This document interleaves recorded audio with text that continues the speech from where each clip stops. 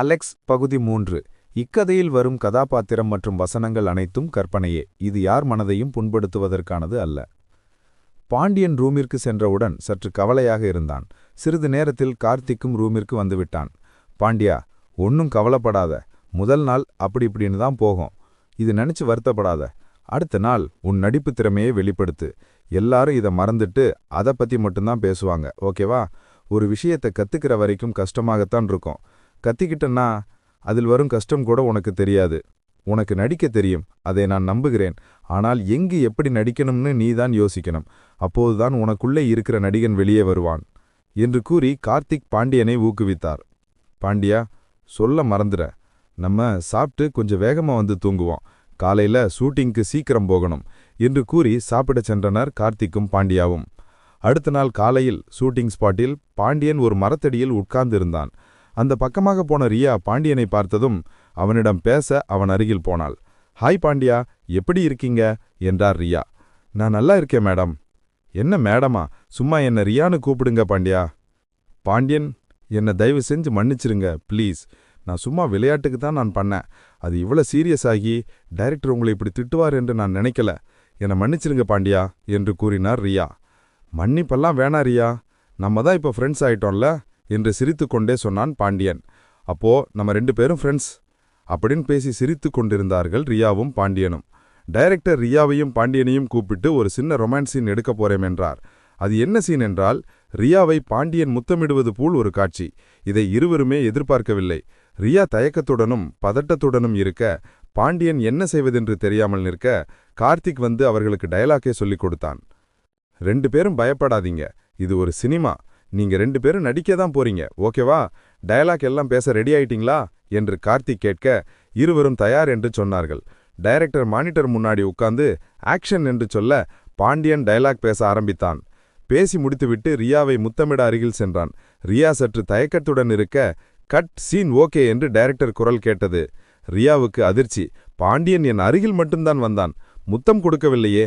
அப்புறம் எப்படி shot okay ஆச்சு? நாமளும் போய் மானிட்டரை செக் பண்ணுவோம் அப்படின்னு சொல்லிட்டு டைரக்டர் இருக்கும் இடத்திற்கு சென்றாள். அவர்கள் நடித்த காட்சி ஓடிக்கொண்டிருந்தது. அதில் பார்த்தால் பாண்டியன் அவளை முத்தம் கொடுப்பது போல் தெரிந்தது. ரியா அதிர்ச்சியடைந்தாள். மனதிற்குள் சொன்னாள், கண்டிப்பா இவன் பெரிய நடிகனாகி விடுவான் என்று சொல்லி மனதிற்குள் நினைத்து பெருமிதம் கொண்டாள். ஷூட்டிங் ஸ்பாட்டின் என்ட்ரியில் ஒரே சலசலப்பு சத்தம். என்ன என்று பார்த்தால் மாஸ் ஹீரோவான அர்ஜுன் தாஸ் வந்து கொண்டிருந்தார். டைரக்டரிடம் அர்ஜுன் தாஸ் கேட்டார், ஷூட்டிங் எடுத்த மாதிரி இருந்துச்சு, என்ன சீன் என்று கேட்டார். அதற்கு டைரக்டர், அதெல்லாம் ஒண்ணுமில்ல சார், நம்ம புதுமுகம் சார், அதான் பாண்டியன். அவனை வைத்து ஒரு சின்ன சீன் எடுத்துக்கிட்டு இருந்தேன் சார். இப்போ நீங்க வந்துட்டீங்க. ஹீரோயின் மேடமுடன் ஒரு டூயட் சாங் இருக்கு, அதை முடிச்சுட்டு ஒரு ஆக்ஷன் சீன் இருக்கு செகண்ட் வில்லனுடன். அவ்வளவுதான் சார் என்றார் டைரக்டர்.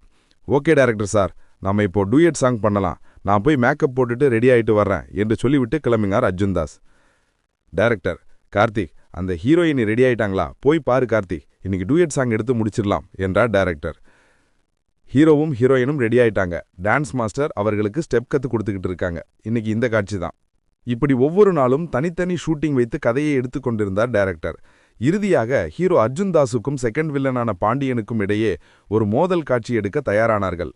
படம் கிட்டத்தட்ட முடியும் தருவாயில் இருந்தது. இது கடைசி சண்டை காட்சி.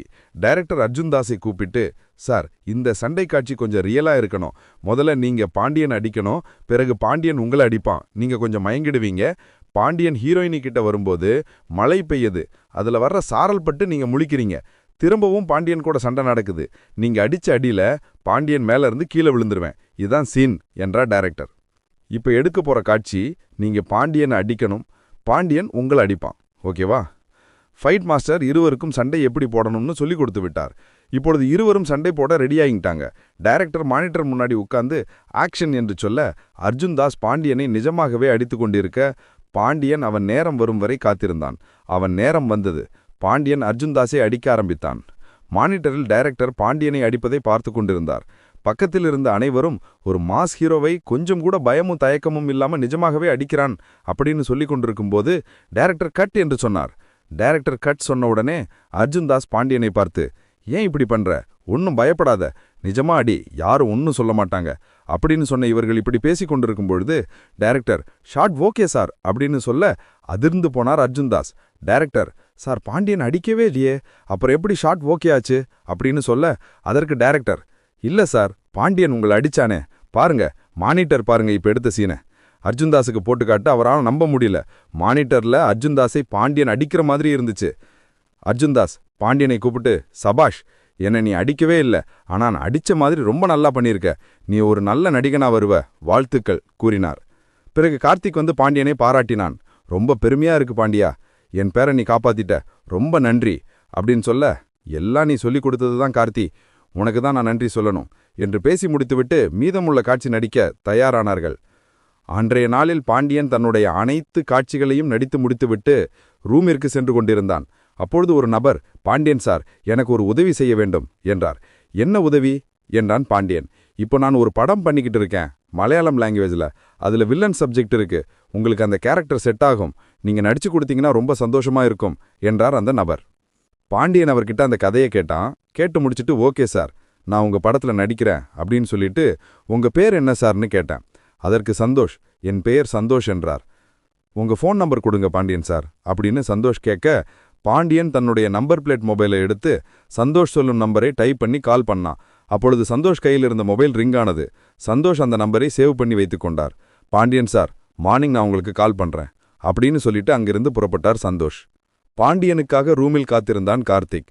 பாண்டியன் ரூமிக்குள் நுழைந்தவுடன், என்ன பாண்டியா, இவ்வளவு நேரம் எங்க போன அப்படின்னு கார்த்திக் கேட்க, கார்த்தி, ஒரு டைரக்டர் என்னை பார்க்க வந்தாரு, ஒரு மலையாள மூவி ஒன்று இருக்கு, அதுல வர்ற வில்லன் சப்ஜெக்ட் உங்களுக்கு நல்லா பொருந்தும் அப்படின்னு படத்தோட கதை சொன்னாரு, நாளைக்கு ஃபோன் பண்றேன்னு சொல்லியிருக்காரு என்றான் பாண்டியன். சூப்பர் பாண்டி, இனி உனக்கு வாய்ப்புகள் தேடி வரும், உனக்கு பிடிச்சிருக்கிற கதையை தேர்ந்தெடுத்து நல்லா பண்ணு, அப்போதுதான் உனக்கு ஒரு நல்ல எதிர்காலம் வரும். அந்த டைரக்டர் பெயர் என்ன பாண்டியா? அவர் பேரு சந்தோஷ் என்றான். சந்தோஷ் சாரா பாண்டியா? அவர் பெரிய டைரக்டர், பார்க்க சின்ன பையன் மாதிரி இருப்பாரு, 5 சூப்பர் ஹிட் மூவி கொடுத்திருக்காரு, அதுவும் தொடர்ந்து. அவர் உன்னை செலக்ட் பண்ணியிருக்காருன்னா சூப்பர் பாண்டி. எப்போ வர சொன்னாரு என்று சந்தோஷத்தில் கேட்டான் கார்த்திக். என்னுடைய ஃபோன் நம்பர் வாங்கிட்டாரு, மார்னிங் ஃபோன் பண்றேன்னு சொன்னார் கார்த்திக். கார்த்தி, நான் ஒரு விஷயம் உங்ககிட்ட கேட்கணும்னு இருந்தேன், நீங்க தப்பா எடுத்துக்கலன்னா நான் ஒன்னு கேட்கிறேன். இப்ப எடுத்த மூவிக்கு சம்பளம் என்று இழுத்தான் பாண்டியன். அதற்கு கார்த்திக் சொன்னான், இதை பத்தி சொல்லதான் பாண்டியா உனக்காக வெயிட் பண்ணிக்கிட்டு இருந்தேன். அக்ரிமெண்ட் படி உனக்கு சம்பளம் 80 லட்சம், ஆனா கையில 40 லட்சம் தான் தருவாங்க. இது உனக்கு மட்டுமில்ல, எல்லாத்துக்கும் இப்படிதான் தருவாங்க. இப்போதைக்கு 20 லட்சம் கொடுத்திருக்காங்க, இந்த பாண்டியா அப்படின்னு கார்த்திக் பாண்டியனுக்கு 20 லட்சத்தை கொடுத்தான். மீதமுள்ள 20 லட்சம் படம் ரிலீஸ் அப்புறம் தருவாங்க பாண்டியா. மறக்காம நாளைக்கு ப்ரொடியூசர் ஆபீஸுக்கு போயிரு, அங்க வவுச்சர் தருவாங்க, நீ வாங்கின காசுக்கு அதுல சைன் பண்ணிரு, ஓகேவா என்றான் கார்த்திக். பாண்டியன் கார்த்திகை பார்த்து, ரொம்ப நன்றி கார்த்திக், எனக்கு நீங்க நிறைய உதவி பண்றீங்க, இந்த நன்றி கடனை நான் எப்படி அடைக்கப் போறேன்னு தெரில கார்த்திக் என்றான் பாண்டியன். அதற்கு கார்த்திக் சொன்னான், நீ வேற பாண்டி, இந்த படம் முடிந்திருக்கிறது என்றால் அது உன்னாலதான், என்னை காப்பாத்தினது நீதான் பாண்டியா என்று கூறி கார்த்திக் பாண்டியனுக்கு நன்றி சொன்னார். இப்படி பேசிக் கொண்டிருக்கும் பொழுது பாண்டியனின் மொபைல் அடித்தது. அதை பேசிவிட்டு கார்த்திக்கிடம் சொன்னான், எனக்கு ஒரு சின்ன வேலை இருக்கு, போயிட்டு வந்துடுறேன் அப்படின்னு சொல்லிட்டு பணத்தை பேக்ல போட்டுக்கிட்டு அங்கிருந்து கிளம்பினான். பாண்டியன் தேடித் திரிந்த ஒரு பெரிய மருத்துவமனைக்குள் நுழைந்தான். ரிசப்ஷனிஸ்டிடம், ஒரு குழந்தை அட்மிட் பண்ணியிருக்காங்க, எங்கன்னு சொல்ல முடியுமா அப்படின்னு கேட்க, ரிசப்ஷனிஸ்ட், அவங்க பேர் என்ன சொல்லுங்க சார்? பேரு திவ்யா என்றான் பாண்டியன். அதற்கு ரிசப்ஷனிஸ்ட், அவங்க இப்ப ஐசியூல இருக்காங்க, நேரா போய் லிஃப்ட் திரும்புங்க, அங்கதான் ஐசியூ இருக்கு என்றார்கள். பாண்டியன் வேகமாக ஐசியூக்கு சென்றான். அங்கே மேக்கப் மேன் குமார் இருந்தார். குமாரிடம், என்னாச்சின்ன அப்படின்னு கேட்க, அதற்கு குமார் சொன்னார், ஸ்கூல்ல இருந்து நடந்து வரும்போது ஒரு கார் இடிச்சிருச்சுன்னு சொன்னாங்கப்பா, இந்த ஹாஸ்பிட்டல்லேருந்து ஃபோன் வந்துச்சு, ஓடி வந்து இங்க பார்த்தா பேச்சு மூச்சுன்னு இல்லாம கிடக்குறா, ஆபரேஷன் பண்ணணும்னு சொல்றாங்க, 10 லட்சம் ரூபாய் ஆகுமா.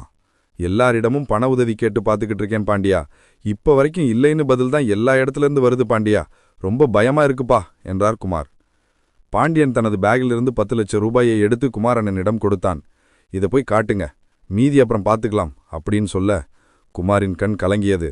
ரொம்ப நன்றி பாண்டியா, பிள்ளைக்கு இப்படி ஆச்சுன்னு கூட உனக்கு நான் சொல்லல, நீயா வந்து உதவி பண்ற பாத்தியா, இந்த மனசுக்கு நீ நிச்சயம் பெரிய ஆளா வருவ, ரொம்ப ரொம்ப நன்றி பாண்டியா என்றார். அண்ணா, முதல்ல இந்த பணத்தை போய் கட்டுங்க அப்படின்னு சொல்லிட்டு வித்யாவை வெளியே இருந்து பார்த்துவிட்டு அங்கிருந்து புறப்பட்டான் பாண்டியன். மலையாள மொழி படத்தில் பாண்டியன் நடிப்பானா, அதன் மூலம் சினிமா உலகில் தனக்குன்னு ஒரு இடத்தை பிடிப்பானா என்பதை அடுத்த பகுதியில் காண்போம்.